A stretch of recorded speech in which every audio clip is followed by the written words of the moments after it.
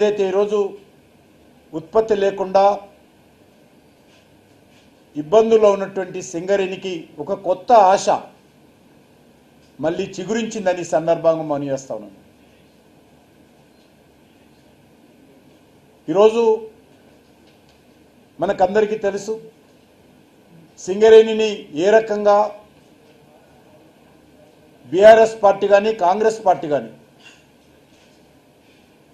దోచుకునేటువంటి ప్రయత్నం చేస్తూ ఉన్నారు.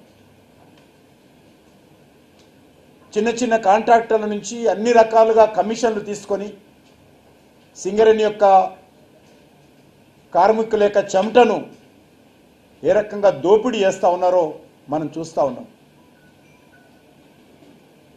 కేసీఆర్ రేవంత్ రెడ్డి పుణ్యమాని ఈరోజు 54,000 కోట్ల రూపాయలు సింగరేణి కార్మికుల శ్రమ,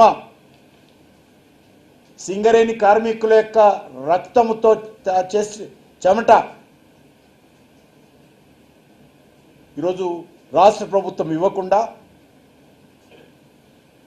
ఈరోజు సింగరేణిని ఆర్థికంగా ఇబ్బందులకు గురి చేస్తున్న విషయాన్ని సందర్భంగా మనం చేస్తా ఉన్నాం.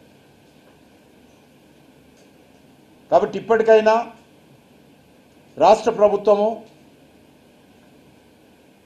సింగరేణికి ఇవ్వాల్సినటువంటి 54,000 కోట్లు ఇంకా పెరిగింది ఈ మధ్యలో 54,000 కోట్ల రూపాయలు వెంటనే ఇవ్వాల్సిందిగా నేను కోరుతా ఉన్నాను. ప్రతిరోజు ముఖ్యమంత్రి లక్షల కోట్ల గురించి మాట్లాడతాడు, 1,000 కోట్లు చెల్లిస్తున్నానని ప్రకటిస్తున్నాడు. మరి సింగరేణికి ఎందుకు ఇవ్వని అడుగుతా ఉన్నాను. సింగరేణి తెలంగాణలో లేదా? సింగరేణి కార్మికులు తెలంగాణ ప్రజలు కాదా? మీరు చేస్తున్నటువంటి పెత్తనం సింగరేణి మీద కాదా? మరి ఎందుకు సింగరేణికి మీరు ఈ యొక్క ఇవ్వాల్సినటువంటి 54,000 కోట్ల రూపాయలు ఎందుకు ఇవ్వడం లేదో ఈరోజు చెప్పాల్సినటువంటి అవసరం ఉంది. ఈ మధ్యలో కేసీఆర్ కొడుకో మాట మాట్లాడుతున్నాడు, సింగరేణికి కిషన్ రెడ్డి కూడా అన్యాయం చేశాడని.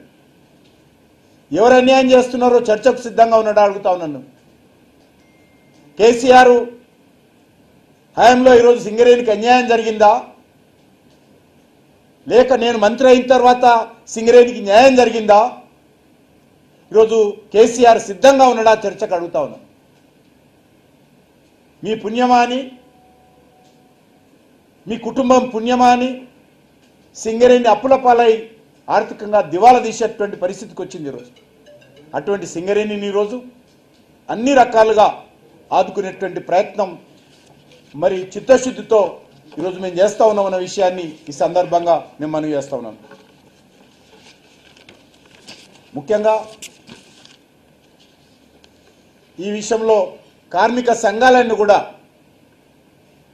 ఏకమై రాష్ట్ర ప్రభుత్వం నుంచి సింగరేణికి రావాల్సినటువంటి 54,000 కోట్ల బకాయిల కోసం పోరాటం చేయాల్సిన అవసరం ఉంది. భారతీయ జనతా పార్టీగా మేము కూడా పూర్తి స్థాయిలో రాష్ట్ర ప్రభుత్వం మీద ఒత్తిడి చేస్తాం.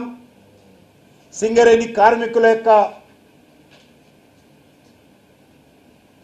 బకాయిలు ఏవైతున్నాయో రాష్ట్ర ప్రభుత్వం మెడలు వంచి సాధిస్తామని చెప్పి ఈ సందర్భంగా మనవి చేస్తూ, మరొక విషయము,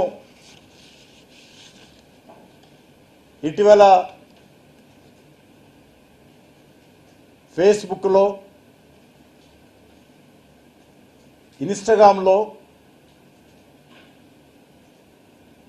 మన భారత ప్రధానమంత్రి నరేంద్ర మోడీ గారిని లక్ష్యంగా చేసుకొని